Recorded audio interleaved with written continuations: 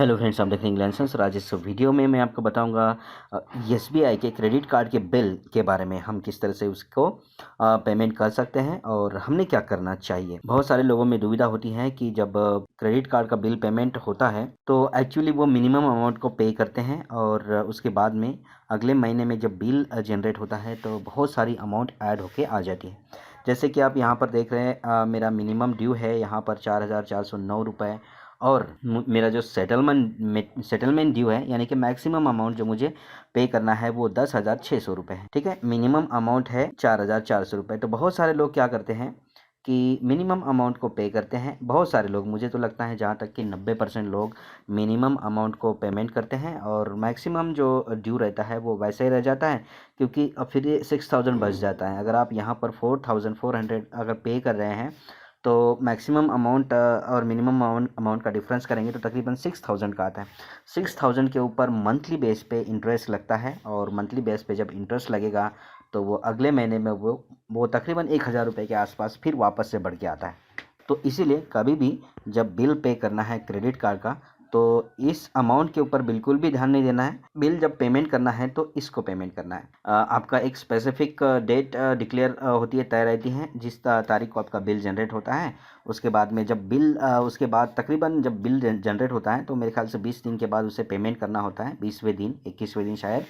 तो मेरा जैसे एक तारीख को जनरेट होता है तो मुझे 21 तारीख को पेमेंट करना होता है। ऑटो डेबिट जो सिस्टम है मैंने उसे बंद कर दिया है। पहले मैंने ऑटो डेबिट सिस्टम था इसमें, मेरे इसमें ना ऑटो डेबिट होता था। तो उसमें लॉस क्या होता था, अगर 21 तारीख को पूरा पैसा नहीं रहता था कभी कभी, तो ये वाला पैसा जब नहीं रहता था मेरे पास में पूरा के पूरा, तो मेरा जो बिल है वो ड्यू हो जाता था, फिर मैं पैसा कटता नहीं था और उसके बाद नेक्स्ट मंथ में बहुत बढ़ के आता था। तो मैंने 16,000 18,000 ये जो सेटलमेंट ड्यू है वो दिया है। तो फिर मैंने कहा कि जो लोग और भी होंगे जो मेरी तरह हैं, मैं तो खैर एक्टिव रहता हूँ, फिर भी कभी कभी मुझे इस तरह से मेरे साथ होता है। तो बहुत सारे लोग हैं जो एक्टिव नहीं रहते हैं और उनको अनजाने में वो ना जाने कौन कौन सी फ़ीस पे करते हैं। तो मैंने कहा चलो कोई एक वीडियो बना लेता हूँ। अब बात यह है कि आप कह रहे होंगे जब आपका बिल जनरेट होता है तो आपको ये अमाउंट दिखती है ओनली। ठीक है, ये अमाउंट देनी होती है और ये भी दिखती है उसमें। अब इसमें और इसमें फ़र्क क्या है। जैसे मेरा बिल जनरेट हुआ है 1 तारीख को, 1 तारीख से पहले जो भी मैंने चीज़ें खरीदी तो इन दोनों चीज़ों में डिफरेंस क्या है मैं आपको बता देता हूँ। मिनिमम अमाउंट और सेटलमेंट ड्यू में इसमें डिफरेंस ये होता है कि बिल जब जनरेट होती है तो जनरेट होने से पहले जो भी ट्रांजैक्शन है वो क्लियर कट ये रहते हैं, इसलिए ये उनको बिल में पूरा इंटरेस्ट के साथ साथ जोड़ दिया जाता है। और उसके बाद में ये जो सेटलमेंट वाले जो चीज़ें हैं, जैसे कि आपने रिचार्ज में किया, जैसे कि ये अनबिल्ड अमाउंट है 501 रुपये, तो ये शायद कोई रिचार्ज वगैरह होगा या कोई चीज़ होगा। ये जो अनबिल्ड अमाउंट है ये इनमें ऐड नहीं है। ठीक है, ये किसी में भी ऐड नहीं है। अब ये अगले महीने के बिल में ये जुड़ के आ जाएगी। तो इस तरह से ये होता है।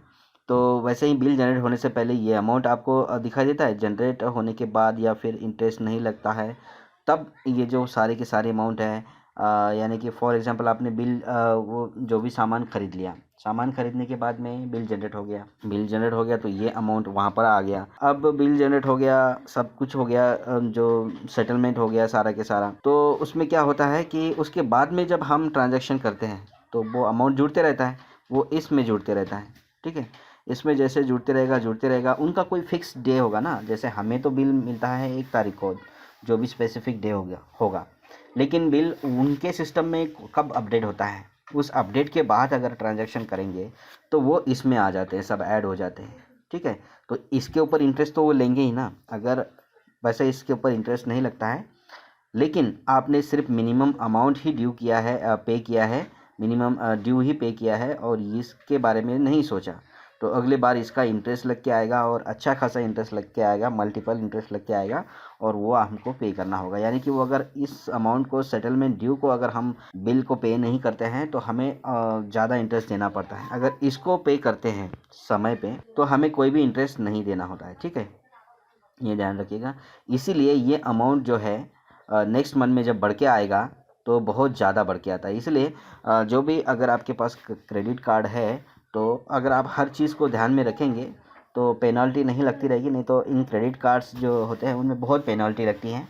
और ऐसे ऐसे समय पर पेनल्टी लगेगी जब आप तंगी में रहेंगे और फाइनेंशियली क्रैश डाउन रहेंगे, और ऐसे में पेनल्टी लगती रहेगी तो बहुत ज़्यादा दिक्कत हो जाती है। इसलिए जो सेटलमेंट ड्यू होता है, जिसको आप मैक्सिमम अमाउंट जिसे हम बोलते हैं देना होगा या देना पड़ेगा, ठीक है, तभी आपका जो कार्ड है और जो आपका यूटिलाइज है वो सही होता रहेगा, नहीं तो आपको बहुत ज़्यादा एक्सेस चार्जेस देने रहते हैं। तो यही था मेरा कहने का मतलब है कि और बाकी ये चीज़ें हैं, ये करंट आउटस्टैंडिंग मतलब अभी तक आपने इतना रुपया देना है डिफरेंट डिफरेंट किस्तों में, और ये है। उसके बाद आपका क्रेडिट कितना बाकी है ये यहाँ पर दिखाया है।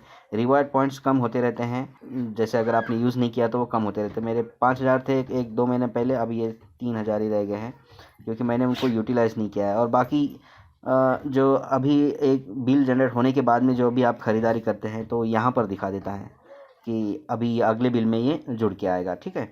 तो इस तरह से है, अगले बिल में जो भी चीज़ें जुड़ के आती हैं वो ये चीज़ें होती हैं, और इनमें से जो भी किस्तें आपकी बनती है वो होता है, ठीक है। और ये जब अमाउंट आप पे करेंगे तो उनमें से फिर ये जैसे ये 26,000 है तो उनमें से अब 10,000 माइनस हो जाएगा, तो मेरा क्या रहेगा, टोटल आउटस्टैंडिंग 16,000 रहेगा। तो थोड़ा थोड़ा कम हो जाएगा और इसमें 16,000 ऐड हो जाएगा, ठीक है। 30,000 में 16,000 यानी कि 40 और 46,000 हो जाएगा इस तरह से। तो यही कहना था इस वीडियो में। अगर आपको ये वीडियो अच्छी लगी तो अपने मित्रों को शेयर करें, और जिन लोगों को क्रेडिट कार्ड यूज़ करते हैं लेकिन कुछ रूल्स के बारे में नहीं पता है तो उन्हें ज़रा शेयर करने की कोशिश करें। मिलते हैं नेक्स्ट वीडियो में किसी और इन्फॉर्मेशन के साथ, तब तक के लिए गुड बाय, नमस्कार, टेक केयर।